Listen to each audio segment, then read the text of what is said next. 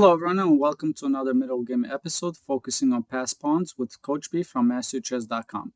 Many times when we think about pass pawns, we think about creating a blockade, and that is an active way of playing against the pass pawn. However, not all blockades are successful. So we're going to take a look at a game played in 1970 between Borislav Ivkov versus Igor Platonov. And just like in all my other videos, I'm going to fast forward through the game and stop at the critical moments of the game.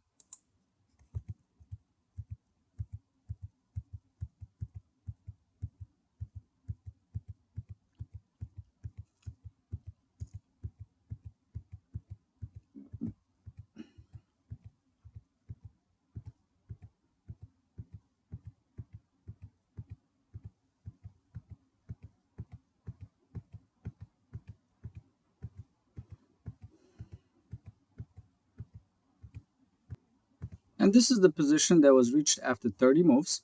And we can see that after Black's last move, moving the pawn to e5, he allowed White to have a pass pawn on d5, which is right now fairly secure, being blocked by the knight on d6.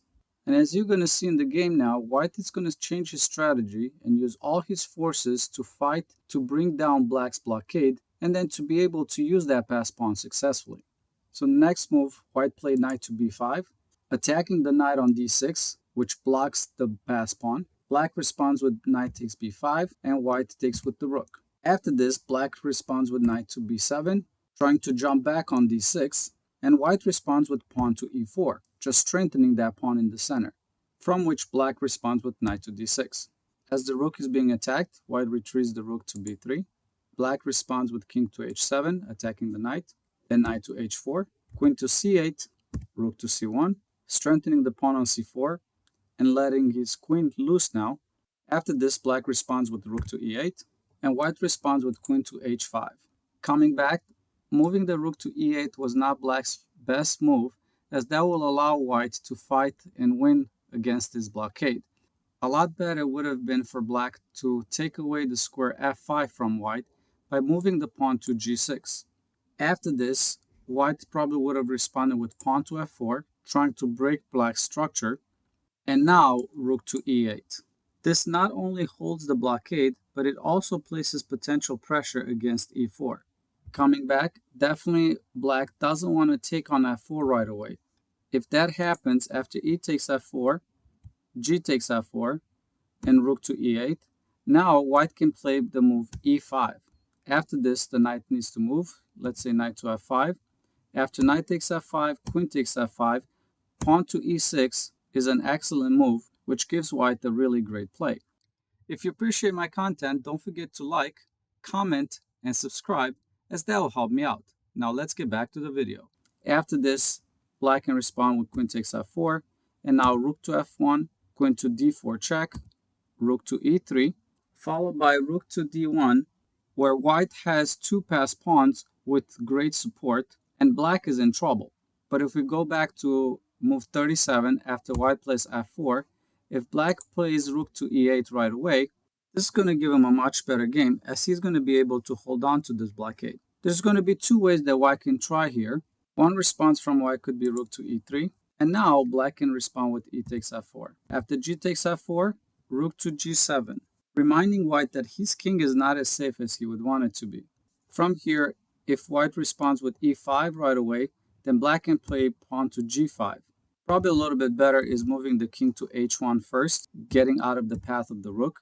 Black can respond with pawn to g5 still. After knight to g2, g takes f4, knight takes f4, queen to g4, taking control of the g file.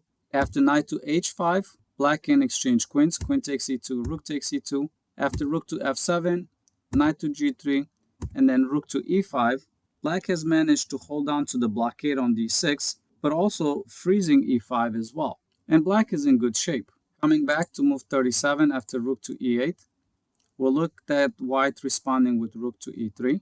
Another option that White has here is moving the pawn to f5 instead. From here, Black can respond with g takes f5. I could move the queen to h5. After rook to g8, knight takes f5, knight takes f5, queen takes f5. Black can exchange queens, and now rook to g5 with an equal game. But coming back to the game, in move 36, black moved the rook to e8 right away, allowing white to attack the rook with queen to h5. Black responds with queen to d7, defending the rook, and now queen to g6 check, getting into the enemy territory. King to g8, knight to f5. And now black is forced to give up the blockade, exchanging the knight on f5 because of the threat of knight takes h6 check. So here, black responded with knight takes f5, and then queen takes f5. Queen takes f5, e takes f5. Black responds with king to f7, and now pawn to a4. The game continued with pawn to g6, f takes g6, king takes g6, king to f1, pawn to e4, king to e2, king to f5, king to e3. And now black has no more counterplay, while white can increase pressure with a4 to a5 on the queen side, and also on the king side, he has a strong move with f2 to f3 at the right time. So I'm going to fast forward to the game to see the end of the continuation with no more comment, just so you can see how the game ended.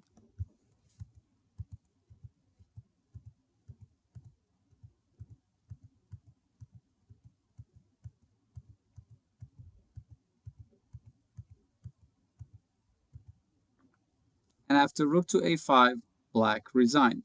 After white gets in black's territory with king to f5 and even potentially to g6, black will not be able to hold on to both of those pawns.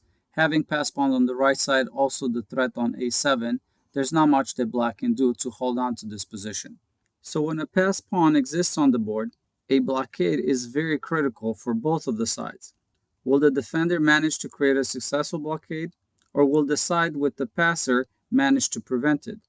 Games are won and lost on these things, so entering such a blockade battle is very important and you want to treat it as their life depends on it. Thank you for watching and stay tuned for the next video. Want to reach master level chess? I encourage you to visit my website masterchess.com, where you will be able to engage in a free beginner to master interactive course. All you have to do is go to masterchess.com, click on beginner to master course, choose your rating category and what lessons you want to study. Watch the video on those lessons and then practice against the computer. Thank you for watching and have a great day.